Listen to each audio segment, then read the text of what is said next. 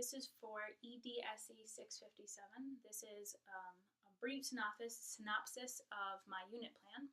My unit plan is geared towards 4-year-olds in a pre-K setting, and the subject of the unit plan is the alphabet, which would be recognizing the letters, being able to draw them, come up with them, figure out the sounds of them, and understand the basic concept of language with one-to-one letter sound correspondence.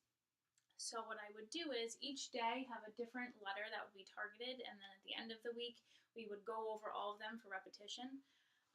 So for example, each day we would select a letter, we would follow very similar activities that go with each letter, but gear it towards which one we're working on. That way the repetition helps them to understand the concept of what they're doing. So the first thing that we would do each day is come sit at the rug. Leapfrog has a great movie that goes along with this, but they have a whole concept of how they work on the alphabet. So every morning the students would come sit at circle. The teacher would hold up the cards, and there's a card for every different letter, and the movie correlates with it, so if you have downtime, you can always play it for repetition as well. So I'm just going to go over A first. So the A says ah, the A says ah, every letter makes a sound, the A says ah, and each letter follows with the same musical part to it, but not only does it help the students understand the sound of the letter, but as you're saying it, if you think about what you're saying every letter has a sound, so that helps with one-to-one correspondence.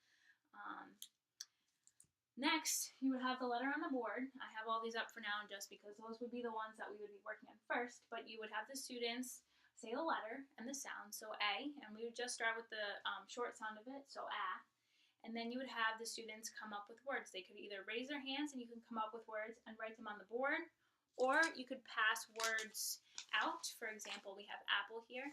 They would recognize that apple starts with A, and then you can put them up on the board. And a great thing you could do on a Friday would be to have all different words with all different letters and have the students figure out where they fall. The next thing we would do is take a quick break, move over to the tables. Each student would get a piece of construction paper with the uppercase and lowercase of that letter, and a word that's going to go along with pictures. So for this one, it's going to be A is for alligators, and the students would get all these little alligators. It's good for working on fine motor skills as well, and they would get glue, and they would cover the two A's in alligators to help remember, okay, alligator starts with A, that's the sound it makes, and that's the letter it goes with. The next thing that we would do would break and move to the other tables, and there would be cards put out. So for example, each student would get a card. It falls in a little blue dish, and then the students would get Play-Doh. They would take the pieces of Play-Doh, roll them out, and then they would cover the card in them. And that's, again, good for fine motor skills, but it also helps them because it's more of a kinesthetic move where they're physically manipulating something, so they're taking a while to do something, and it's a good time for them to think about what it is they're doing. And that helps with letter function. Each day we would do a different story as well as a song. I'm not going to go over them because there'll be too many, but there would be an A song. So we would go back to the rug and we would sing the A song. The next day we would do the B song, and we would keep going. And music is very stimulating, especially for children, and it's a thing that engages all of them together, regardless if you have some lower level learners and some upper level learners. It's good for keeping all the students on the same page, and it's an activity that they can all do. Even if they don't know all the words, they can still go along because the sounds are a lot easier for students to remember than specific words and concepts.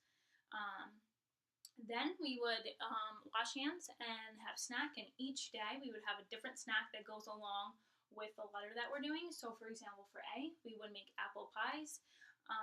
You could do it in little tin dishes, and you just have the kids, follow the directions. Directions are very good to work on with little kids, and you have them make it, and you just keep reiterating the fact that you're making apple pies because today is A day, and so that's what you're doing. So always make sure you make the connection. And then at the end of the week, you could always come up with, for example, we have A, B, C, and D for the first week. So on the 5th day, you could do a fruit salad. You could do apples, bananas, cantaloupe, and dragon fruit. And then you just talk about how, all different fruits have different letters, and do something that really pulls it together. Students also need a lot of breaks because they have shorter attention spans because they're a lot younger.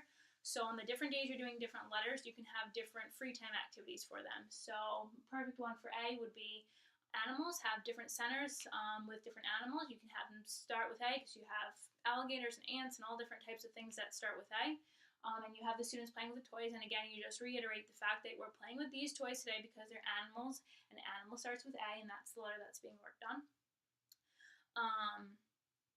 We also have another good interactive component to this lesson for them is, especially for the last day, we have beanbags. I have every letter, and there's the uppercase and the lowercase of it, and you display them out on the rug, and what the students can do is stand around the circle, and you can say, all right, Morgan, for example, I need you to find the letter A, and that student would hop onto the letter, and you have all the students taking turns hopping on different letters, and like I said, it's more of a movement activity, so it's more engaging for them.